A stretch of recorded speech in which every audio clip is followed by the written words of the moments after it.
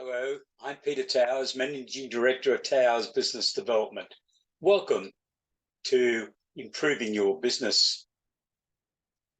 Today I want to talk to you about a 50% funding opportunity that the Australian government has made available for some small companies in Australia. The new program is called the Industry Growth Program. It was introduced by the government earlier this week to replace a similar program that the current government ceased operation for in May this year. The companies which are undertaking development of innovative products, processes or services are eligible to look to apply for this benefit if they are able to complete the criteria. And that is the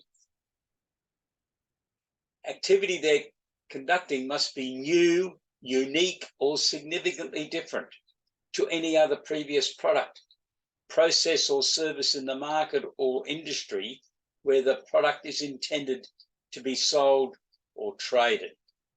Or their development involves significant enhancement or development of current products, processes, or services that will enable the business to scale and transform. Now, the grant is only available for companies operating within the defined proprietary areas, which are stipulated in the government's National Reconstruction Fund. These areas are value add in resources, value add in agriculture, forestry and fisheries, transport, medical science, renewables and low emissions technologies, defence capability, enabling capabilities, which includes engineering and data science, manufacturing technology, advanced manufacturing technologies, artificial intelligence technologies, and some others. The company's turnover must be under $20 million for each of the last 3 years. There is no minimum turnover mentioned in any of the documentation, so it could be very low. But it must not have exceeded $20 million in the last 3 years. Now, there's two grant opportunities available, and a company could apply for both of them over a period of time.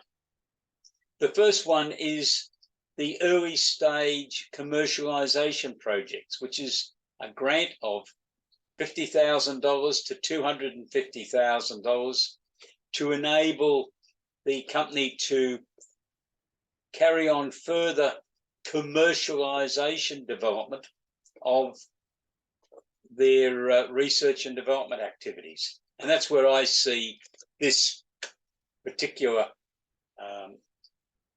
project phasing in. The company has undertaken some research and development and thinks there might be some real value in this as a commercial project. The second grant is from a minimum of $100,000, but a maximum of $5 million. And this is the commercialization and growth projects. Now, to get $5 million from the government, you're going to have a good application and good supporting information.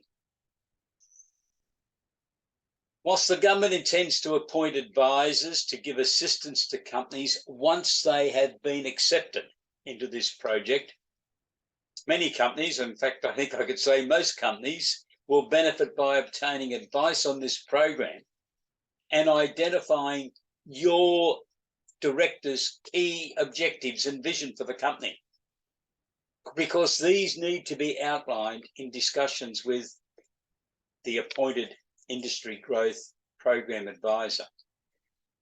So there needs to be some preparation beforehand, I think. I was involved as a business advisor to the COMET program, Commercializing Emerging Technology, which was the first of this whole series because it then flowed into accelerating commercialisation. I was involved there for a while. And now we have this new program, the Industry Growth Program. So based on my experience with Comet, I don't believe that the government advisors are going to prepare any of the documentation the companies require. That will be your role to do as the company director or leadership team member. And most companies will need to get assistance from professional advisors to assist you in that work. And what is that work? Well, I think it's going to be the business plans. The company has got to be aware that you need to find 50% of the funding. So if the government's going to give you $200,000, you need to find $200,000. The government's going to give you $1.5 million to really commercialise this project. You've got to find $1.5 million. You need business plans to articulate your vision, to convince investors to invest. You'll need predictive accounting reports, which are budgets, cash flow forecasts, and projected balance sheets for at least the next 5 years, and possibly even longer. And then you'll need some assistance to determine which capital raising opportunity you could take. Some companies will be eligible to apply for the status of being an early stage innovation company. And that's very beneficial for those companies because there's a carrot attached to that particular concept, in that the investors into an early stage innovation company obtain taxation benefits, direct taxation benefits. 20% of their investment is deducted from their tax bill, but they also avoid capital gains tax on that investment in the company if the shares are held for longer than 12 months and less than 10 years. And after 10 years, if they still hold the shares, a revaluation of the company is done, so they've got a new cost price. So you're going to need assistance on that. That will not apply to all companies, of course, because there's turnover limits and expenditure limits and a whole series of checklists that have to be complied with. But I can assist you on that. We do that sort of work. Crowdsource funding, equity raising. Companies can raise up to $5 million in a 12-month period and repeat it again the following year if the directors wish to do so and the market's prepared to support the company. The turnover must be under $25 million. Obviously, all of the companies in this grant are going to be under that because the maximum turnover is $20 million. So crowdsource funding, equity raising is a great vehicle to be able to raise the capital, or Section 708 of the Corporations Act. And obviously what I didn't mention there was venture capital, could be another way, but that would be more for someone, I think, that was going to get $5 million worth of government support and was looking for $5 million in equity. So it's an overview of what this new grant's all about. I think it's exciting.